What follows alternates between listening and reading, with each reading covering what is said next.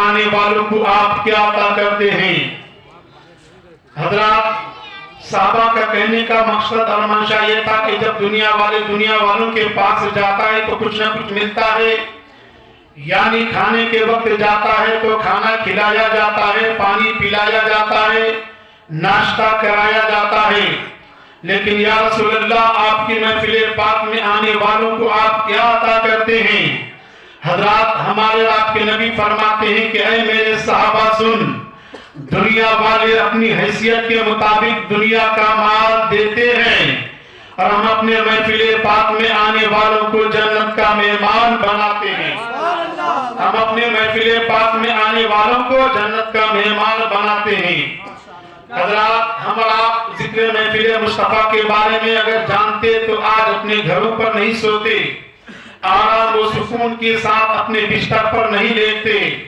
حضرات یہ دن پھر ہر دن آنے والا نہیں، سال میں ہو تو ایک بار یہ موقع، یہ محفل آپ کے یہاں سجتی ہے، پھر یہ میسر ہونے والا نہیں آپ کو۔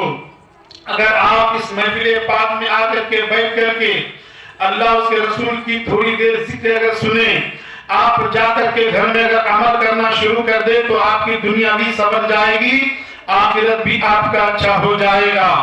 حضرات لیکن ہم جانے کہاں کہ محفل ذکر مصطفیٰ کی کیا فضیلت ہے، ہم کیا جانے کہ درود پاک کی کیا فضیلت ہے، ہم کیا جانے کہ قرآن پاک کی تلاوت کرنے میں کیا برکتیں ہیں، ہم کیا جانے کہ علماء کی صحبت میں بیٹھ کر کے ہمیں کیا ملنے والا ہے۔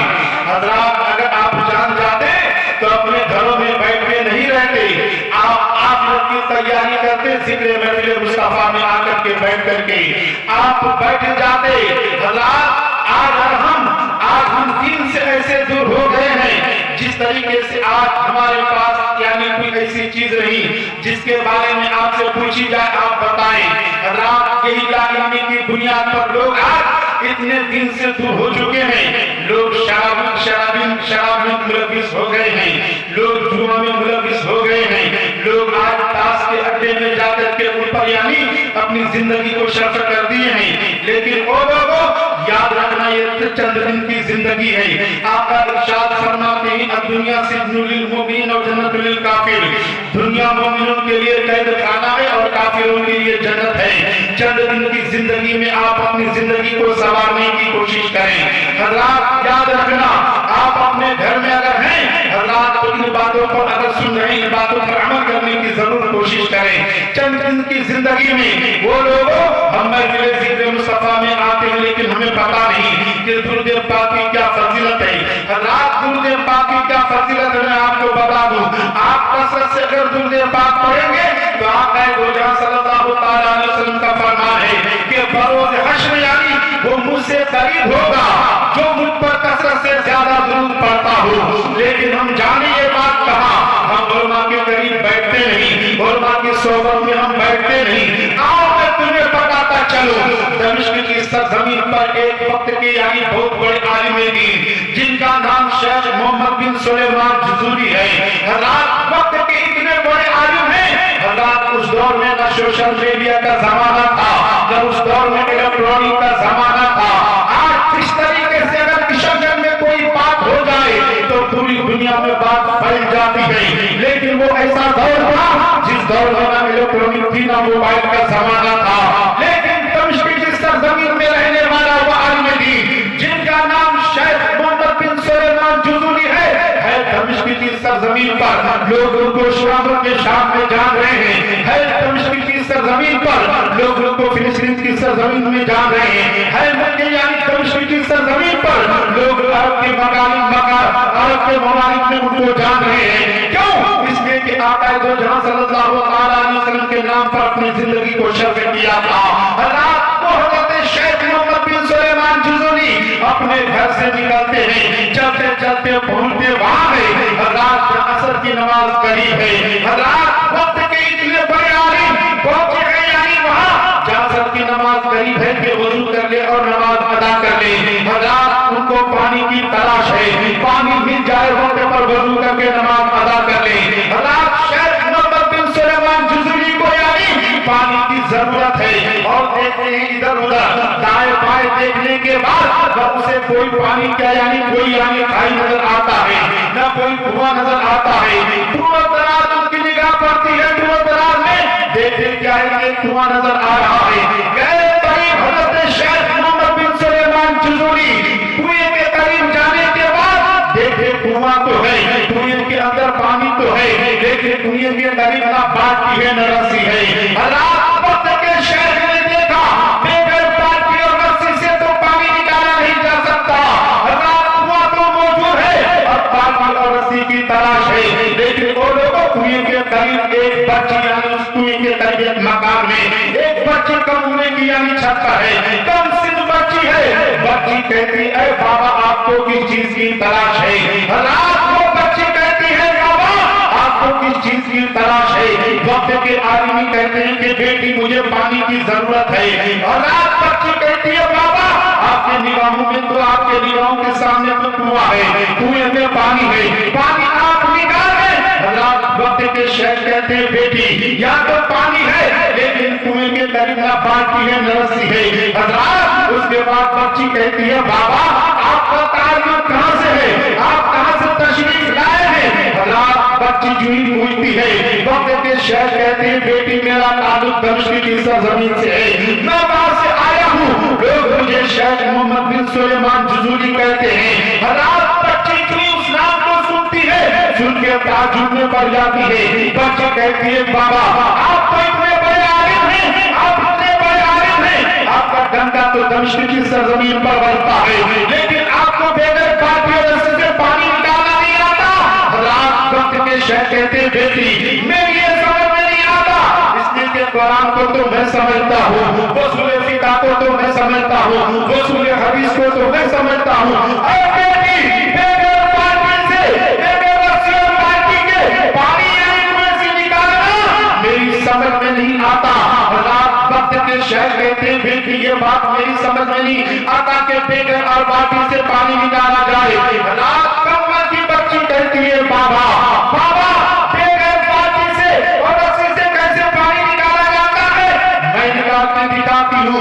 रात कम उम्र की बच्ची छत के ऊपर से उस कुएं में थूकती है, यानी अपनी यानी लब से अपने मुंह से यानी थूक उस कुएं में डालती है। रात पानी उबलता हुआ बाहर आ जाता है।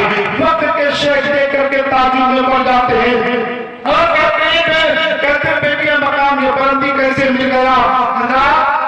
बच्ची कहती है बाबा जब मैं सोने जाती हूँ ना मेरी माँ कहती है पहले नबी पर दुरूद पढ़ ले, जब मैं जागती हूँ ना मेरी माँ कहती है पहले नबी पर दुरूद पढ़ ले।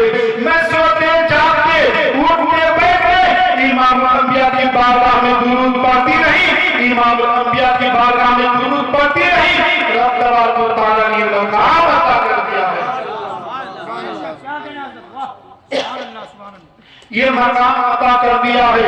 तो रात उसी कुएं के करीब रात शेख मोहम्मद बिन सुलेमान जुज़ूरी ने दिल में ठान लिया कि मैं यहाँ से जाने के बाद दुरूद पाक यानी ऐसी किताब में यानी लिखूंगा कि लोग उससे फैज़ हासिल करेंगे। रात फिर हज़रत शेख मोहम्मद बिन सुलेमान जुज़ूरी ने दलाइल खैरात जैसी किताब इस कौम को दिया, आप उसको पढ़ेंगे बिल जरूर आप उनसे फायदा हासिल करेंगे। तो एक बार बाबा जब दुरूद पाक अपने लबो रेजे में पढ़े अल्लाहुम्मा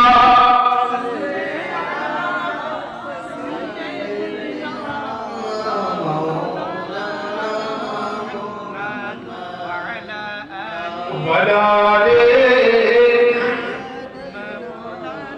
सैयदना मौलाना मुहम्मद सल्लल्लाहु अलैहि वसल्लम। तो हज़रात ने कलाम पाक की सायत मुक़द्दसा की तिलावत की। बोले वला इज्जत और इज्जत अल्लाह के लिए, बोले रसूल और उसके रसूल के लिए, बोले मुमिनीन और तमाम मुमिनों के लिए। हज़रात आप नहीं जानते हैं कि आपकी इज्जत क्या है, अगर आप जान जाते हैं कि आपकी इज्जत क्या है तो हज़रात आप नमाज से दूर नहीं होते, तो आपकी तिलावत से आप दूर नहीं होते। मस्जिद में हय्या अला सलाह हय्या अला फलाह की सदाएं बुलंद होती है, आप मस्जिद से दूर नहीं होते, आप मदरसे से दूर नहीं होते। आप सिर्फ अपने अंदर आप झांक करके देख लें कि आपकी इज्जत क्या है। रात तबाही उठा करके देखें कि आपकी इज्जत क्या है।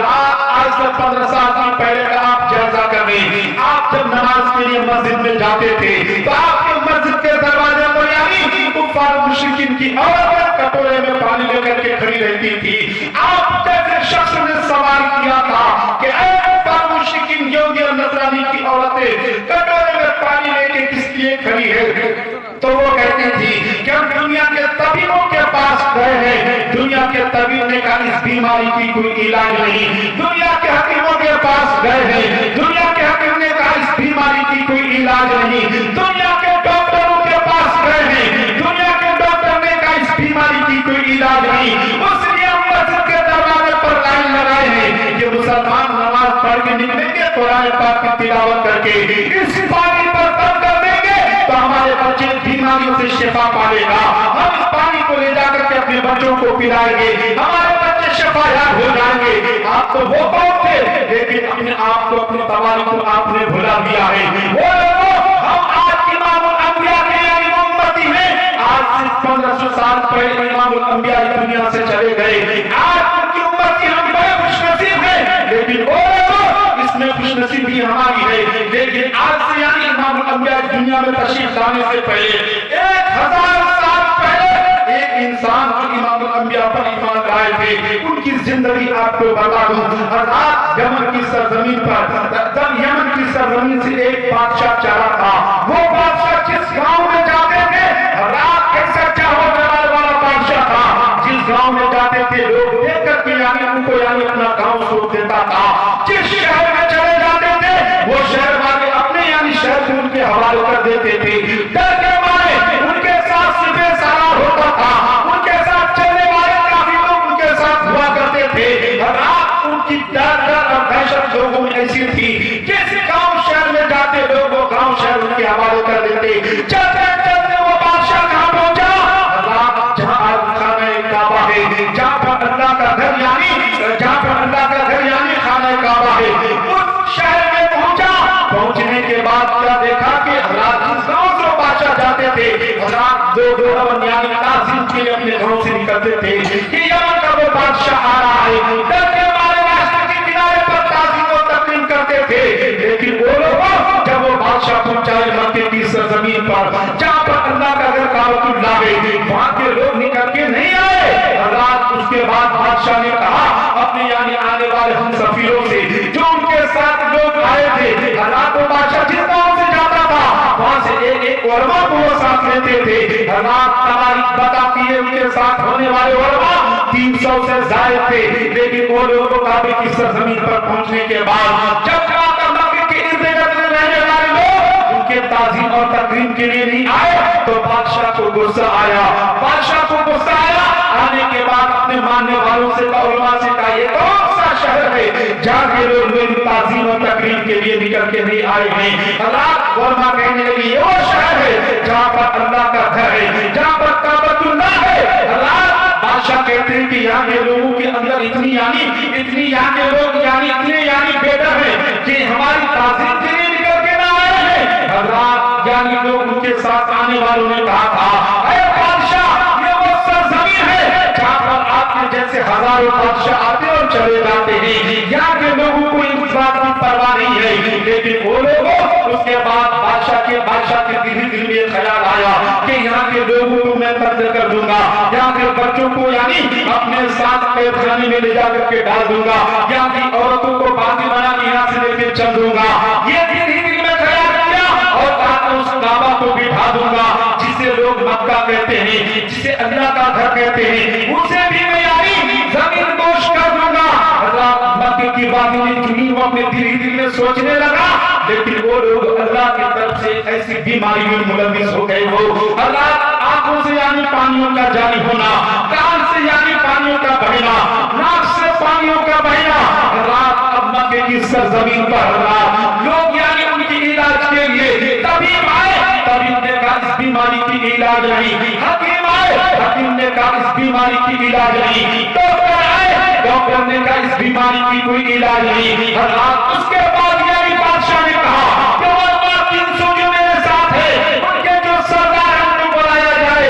रात वर्मा के सरदार जो बड़े आलिम दीन थे उनके करीब आते हैं, आने के बाद कहते हैं बादशाह बता क्या बात है।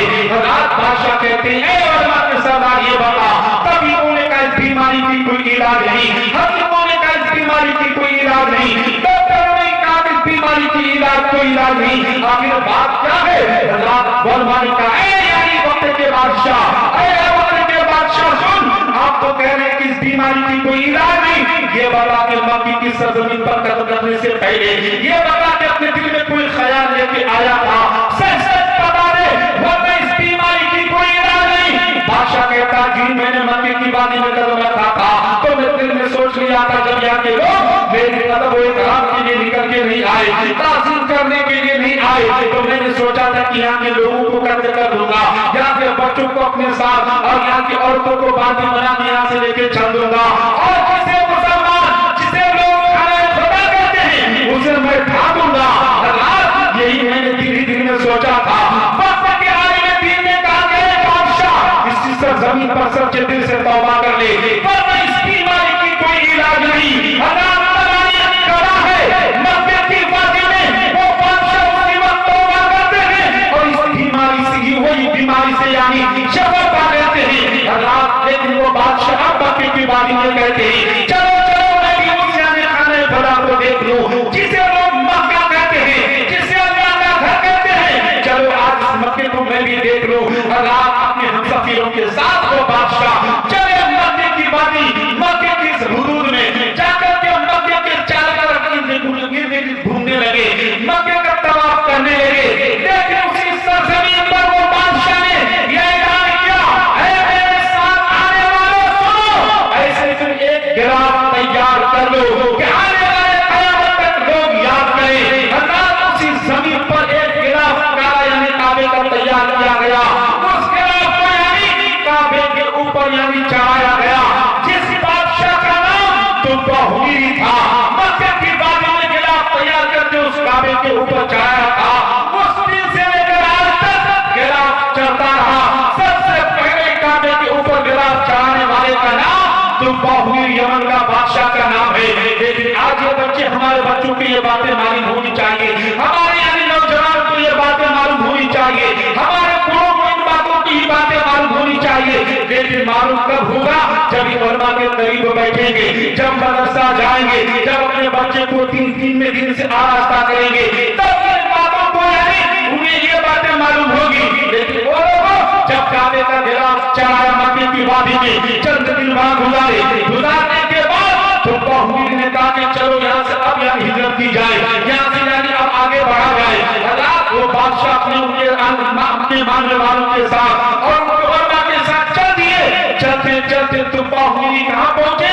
اس پاک سرزمین پر جا کر ہمارے آپ کے نبی آج تشریف فرما ہے، جہاں آج گنبد خضرا موجود ہے، وہاں پہنچے، اپنے پڑاؤ کو ڈالا اس زمین پر، اپنے پڑاؤ کو ڈالا، اپنے خیمہ کو زمین پر کیا. اس کے بعد وہاں چند دن گزارنے کے بعد تباہوری نے کہا کہ چلو یہاں سے آگے بڑھا جائے. ان کے ساتھ جتنے علماء تھے علماء کہنے لگے اے تباہوری سن، اگر تم مجھے ہمیں اگر آپ قتل کر دیں اس کے باوجود ہم یہاں سے جانے والے نہیں، ہماری جسم کی پوٹی کر دیں اس کے بعد بھی ہم یہاں سے جانے والے نہیں. حضرات جب کہا کہ ہم یہاں سے نہیں جائیں گے تو تباہوری نے بتا کہ آخر بات کیا ہے، وجہ کیا ہے کہ اس سرزمین سے جانے کے لیے تیار نہیں. لیکن وہ لوگوں ان 300 علماء نے کہا کہ اس زمین سے امام الانبیاء کی خوشبو آ رہی ہے کہ اسی پاک سرزمین پر آخری نبی امام الانبیاء جناب محمد رسول اللہ تشریف لے کر کے آئیں گے، ہم یہاں سے آگے بڑھنے والے نہیں. حضرات جب تباہوری نے دیکھا کہ علماء یہاں سے آگے نہیں بڑھ رہے ہیں، علماء سے کہا کہ آپ کو کیسے پتا چلا کہ اسی سرزمین پر ہی آخری نبی آئیں گے؟ ان علماء نے کہا تھا کہ ہم نے اپنی کتابوں میں پڑھا ہے کہ اس پاک زمین پر آخری نبی آنے والے ہیں. جو آخری نبی ہوگا تمام نبیوں کا سردار امام الانبیاء ہوگا. وہی امام الانبیاء کی اس زمین سے خوشبو آ رہی ہے، ہم نہیں جائیں گے. اب کہا کہ آخر نہیں جاؤ گے تو چلو تمہارے لیے میں انتظام کر دیتا ہوں. حضرات تباہوری نے کیا کیا؟ مدینے کی سرزمین پر 300 مکانات بنائے اور علماء کے لیے جو علماء ساتھ میں تھے 300 مکان بنانے کے بعد ایک 2 مالے کا ایسا گھر بنایا. یعنی وہ گھر تباہوری بنانے کے بعد ان علماء سے کہا کہ اے علماء ایک رام کے سردار یہ سن لے، آپ یعنی جو تمام علماء کے جو سردار تھے ان سے کہا کہ یاد رکھنا تمہارے زمانے میں اگر امام الانبیاء تشریف لائے، یہ میں ایک خطیانی تحریر نامہ لکھ رہا ہوں، یہ امام الانبیاء کی بارگاہ میں پیش کر دینا۔ یہ 2 مالے کا جو مکان ہے، یعنی 2 مالے کا جو گھر ہے، انہیں بھی ہدیۃً پیش کر دینا اور کہنا کہ طب حمیری نے آپ کے لیے تحفہ پیش کیا ہے۔ حضرات، اور اگر تمہارے زمانے میں نہ آئے تو تم اپنی اولادوں کو وصیت کرنا، اگر ان کے زمانے میں نہ آئے ایسے ایک عبادت دیگر یعنی اپنی نسلوں کو تم بتاتے جانا۔ حضرات، یعنی علماء کے جو سردار تھے ان کو 2 مالے کا مکان امام الانبیاء کی بارگاہ میں پیش کرنے کے لیے دے دیا، 300 مکان بنا کے ان کو سونپ دیا۔ چند دن بعد گزارنے کے بعد طب حمیری چلے۔ حضرات، لیکن امام الانبیاء جب مکے کی وادی میں تشریف لے کر کے آئے ہیں، ہمارے آپ کے نبی جب مکے کی وادی میں جب جلوہ گری ہوئی ہے، لیکن جب مکے کی وادی میں ہمارے آپ کے نبی کے اوپر ایک کفار و مشرکین نے ظلم و ستم کیا، تو ہمارے آپ کے نبی مکے کی وادی سے ہجرت کر کے جب مدینہ پہنچے ہیں، ان سے پیش کر امام الانبیاء کی آمد کا جشن مدینے والے منا رہے ہیں۔ حضرات، سب لوگ یعنی مرحبا مرحبا کی صدائیں بلند کر رہے ہیں، رب سلم کی صدائیں بلند کرے مدینے کی سرزمین پر۔ وہ دن بھی آ گیا جس دن کا انتظار تھا مدینے والوں کو۔ حضرات، ہمارے آپ کے نبی ہجرت کر کے مکہ تشریف لا رہے ہیں، لیکن وہ پاکستان بعد نسل 1000 سال گزر گیا اور اس گھر میں رہنے والا کوئی انسان نہیں، ایک غریب صحابی جن کا نام حضرت ایوب انصاری ہے۔ حضرات، یہ غریب صحابی ہے، اس مکان میں ہے، اسی قریب علماء کے یعنی اولادوں میں سے ہیں، لیکن وہ لوگ اب مدینے کی سرزمین پر امیر لوگ اپنے گھر کو سجا رہے ہیں، غریب اپنے گھر کو سجا رہے ہیں، مالدار اپنی حیثیت کے مطابق اپنے گھر کو سجا رہے ہیں، رئیس اپنے گھر کو اپنی حیثیت کے مطابق سجا رہے ہیں، لیکن اسی میں غریب یعنی صحابی حضرت ایوب انصاری کہتے ہیں، ان کی ماں کہتی ہے بیٹا ہم بھی اپنے گھر کو سجا لے۔ حضرات، غریب تھے حضرت ایوب انصاری، لیکن ان کی ماں کہتی ہے کہ بیٹا ہم اپنے گھر کو سجا لے۔ چاہے کنویں سے پانی دیا بالٹی میں، لوگ تو اپنی حیثیت کے مطابق اپنی مالداری کی بنیاد پر اپنے گھر کو سجا رہے ہیں، ہم غریب ہیں، ہم بالٹی میں پانی لا کر کے اپنے گھر میں چھڑکاؤ کر کے اپنے گھر کو سجا لیں گے۔ لیکن حضرت ایوب انصاری کہتے ہیں ماں ہمارے گھر امام الانبیاء نہیں آئیں گے، اس لیے کہ ہمیں لوگ پریشان اپنے گھر کو سجائے ہیں، رئیس لوگ اپنی حیثیت کے مطابق اپنے گھر کو سجائے ہیں، ہمارے گھر امام الانبیاء نہیں آئیں گے۔ حضرات، ان کی ماں کہتی ہے اے میرے بیٹے ایوب سن، جا کر کے انتظار کر مدینے کے گلیوں میں، میں مصلی بچھا کر کے امام الانبیاء کے لیے رب کی بارگاہ میں دعائیں کرتی ہوں، اللہ ہماری دعاؤں کو قبول کرے گا۔ حضرت ایوب انصاری مدینے کی گلیوں میں انتظار کر رہے ہیں، ایک دن گزر گیا، 2 دن گزر گیا، 3 دن تک ایسے انتظار کرتے رہے، امام الانبیاء کی آمد پر لوگ جشن مناتے رہے۔ وہ 3 دن بھی گزرنے کے بعد امام الانبیاء جب حدود میں مدینے کے حدود میں داخل ہوتے ہیں، آمد کا یعنی چرچا ہو رہا ہے، لوگ جشن منا رہے ہیں، سب کو انتظار ہے کہ نبی ہمارے گھر تشریف لائیں گے، لیکن وہ لوگ حضرت ایوب انصاری بھی اسی ساتھ میں لگے ہیں کہ ہمارے گھر امام الانبیاء تشریف لے کے آئیں گے، لیکن وہ لوگ جس اونٹنی پر ہمارے آپ کے نبی تشریف فرما سوار ہو کر کے سواری بن کے سوار ہو کر کے تشریف لا رہے ہیں، اس اونٹنی جب مدینے کے حدود میں داخل ہو گیا،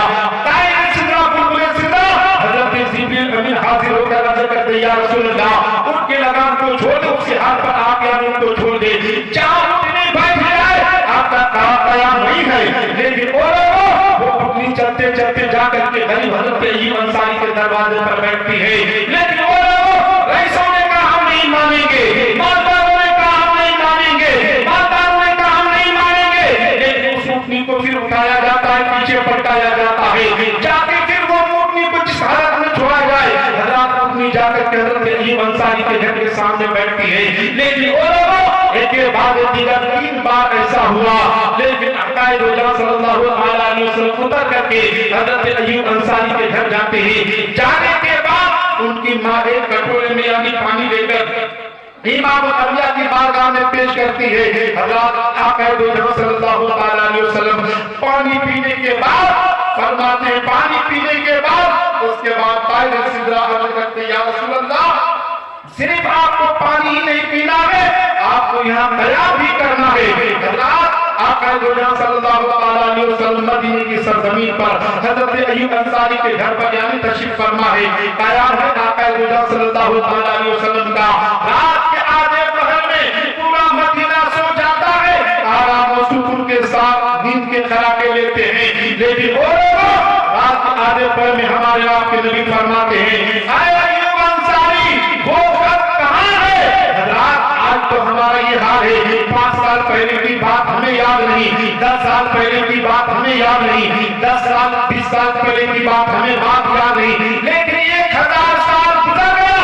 امام الانبیاء آدھے پہر میں لا کے کہہ رہے ہیں ایوب انصاری وہ تعین نامہ کہاں ہے؟ حضرات بھاگتے ہوئے چلے حضرت ایوب انصاری صندوق کو اٹھا کر کے لا کر کے امام الانبیاء کے بارگاہ میں پیش کر دیتے ہیں. امام الانبیاء اس صندوق کو کھولنے کے بعد اس کے اندر ایک چھوٹا صندوق ہوتا ہے, اسے کھولا جاتا ہے. کھولنے کے بعد حضرت ایوب انصاری دین پیش کرتے ہیں تحریر نامہ خطنامہ. آپ میں آنسو ہیں ہمارے آپ کے نبی کے, لیکن اور حضرت ایوب انصاری فرماتے یا رسول اللہ آپ کے آنکھ میں آنسو کس لیے ہے؟ میرے آپ کے نبی فرماتے اے ایوب انصاری سن, تو یہ سوچ رہا تھا کہ امام الانبیاء ہمارے گھر تشریف لائیں گے, تو اس مہمان نوازی کے لیے انتظار کر رہا تھا کہ نبی ہمارے گھر تشریف لائیں گے. لیکن اے ایوب انصاری تجھے یہ پتا نہیں جس مکان میں تو آج میری مہمان نوازی کے لیے ایک مہمان کے انتظار میں تھا, ارے میں نے یہ خط چوری پڑھا اور میرے ماننے والے تو بہمیری جو 1000 سال پہلے مجھ پر ایمان لایا تھا, یہ مکان بھی میرے لیے مجھ کو پیش کیا تھا.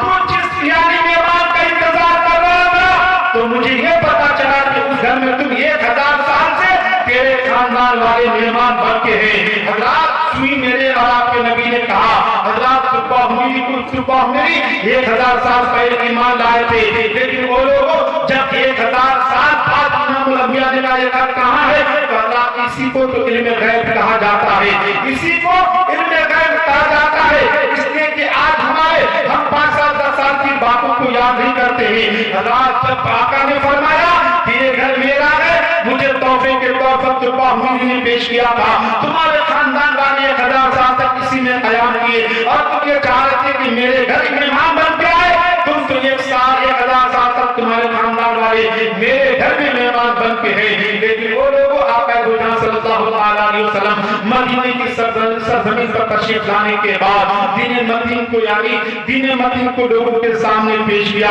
مذہب اسلام کو لوگوں کے سامنے رکھا, دین کو پھیلاتا رہا. لوگ آقا دو جہاں صلی اللہ علیہ وسلم کی سیرت پاک کو دیکھتے گئے, آقا دو جہاں صلی اللہ علیہ وسلم کی سورت پاک کو پاک سورت کو دیکھتے گئے, مذہب اسلام کو قبول کرتے گئے, دین میں داخل ہوتے گئے. اب مدینے کی سرزمین سے دین پھیل رہا ہے, پھیلتے پھیلتے امام الانبیاء کے دین پوری ہوئی زمین پر پھیل گیا.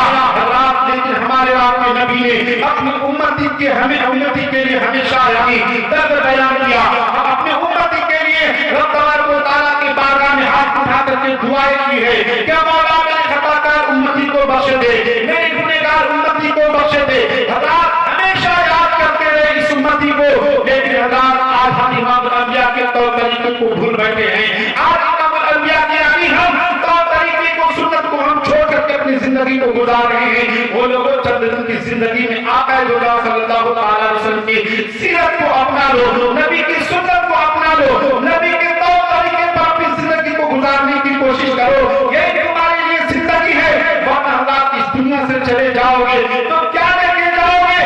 ارے اللہ کا دیا ہوا یعنی قرآن جو ہم کو ملا ہے, نبی پاک صلی اللہ علیہ وسلم کے صدقے میں آپ ان کی تلاوت کریں, 5 وقت کی نماز پڑھا کریں, اپنے بچوں کو یعنی علم دین سے آراستہ کریں, اپنے بچوں کو دینی تعلیم دلائیں. آج ہم دنیاوی تعلیم سے ملوث ہو گئے ہیں, ہمیں آخرت کی فکر نہیں. اگر آپ اپنے بچوں کو دینی تعلیم سے آراستہ کرائیں گے, وہی بچہ آپ کے لیے قرآن پاک تلاوت کر کے آپ کے ساتھ ثواب کرے گا, وہی بچہ آپ کے قبر میں جا کر کے فاتحہ پڑھے گا, وہی بچہ آپ کے لیے یعنی ہمیشہ اپنی بارگاہ میں ہاتھ اٹھا کے دعا کرے گا کہ مولا میرے یعنی باپ کی یعنی بخشش فرما دے. اگر آپ کا بیٹا اگر دنیاوی تعلیم اگر حاصل کر لیا ہے تو ان کو ہمیشہ مولویوں کی ضرورت پڑے گی کہ مولوی صاحب کو بلایا جائے, ان سے قرآن کی تلاوت کر کے ساری ثواب کرائی جائے, مولوی صاحب کو بلایا جائے, ان سے فاتحہ کر کے تلاوت کی جائے. لیکن وہ لوگوں جب آپ اپنے اولاد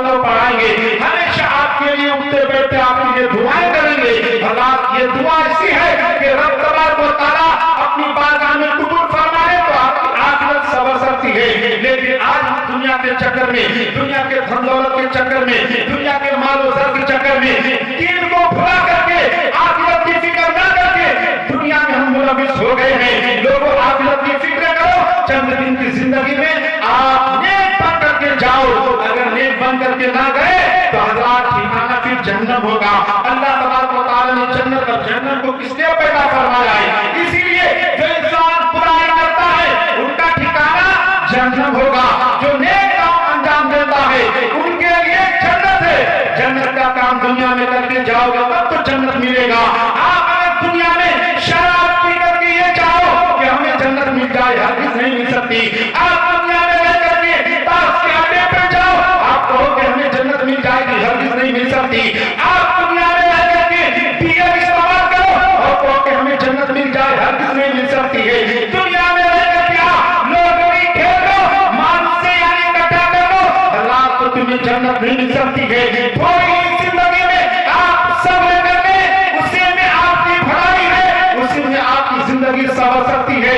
دنیا کی یہ لالچی، دنیا کی یہ لالچ والی زندگی آپ تک کوئی فائدہ دینے والا نہیں. آخرت کی آپ فکر کریں، نیک کام کریں. حضرات مدرسوں میں تعاون کریں. اللہ نے آپ کو مال و زر دیا ہے، مدرسے میں تعاون کریں. مدرسے کے بچوں کے کھانے پینے کا انتظام کریں. حضرات یہی تو آخرت میں آپ کے یعنی پکڑا رہے گا. یہی چیز تو آپ کے لیے کام آنے والی چیز ہے. یہی چیز تو آپ کا کام آنے والا ہے وہاں جب آپ اللہ اس کے رسول کے خاطر دنیا میں اپنے مال کو یعنی خرچ کریں گے. حضرات جو انسان اللہ اس کے رسول کے خاطر مال و زر کو خرچ کرتا ہے یہی چیز اللہ کی بارگاہ میں پکڑا ہوا رہتا ہے. یہی آپ کے لیے نجات کا راستہ بن سکتا ہے. لیکن آپ دنیا میں اگر کمائے، دنیا ہی میں خرچ کر کے چلے گئے تو حضرات رب کی بارگاہ میں کیا آپ جواب دیں گے؟ جواب کیا دیں گے کہ آگے آپ نے دنیا کمایا، دنیا ہی میں خرچ کر دیا، دین کے راہ میں آپ نے خرچ نہ کیا تو یہ زندگی کوئی زندگی نہیں. اللہ اس کے رسول کی بارگاہ میں خرچ کیا کریں. اللہ اس کے رسول کی بارگاہ میں اپنے مال و زر کو صرف کیا کریں. یہی آخرت کی آپ کے لیے نیکی ہے. اللہ رب کی بارگاہ میں دعا ہے کہ مولا تبارک و تعالیٰ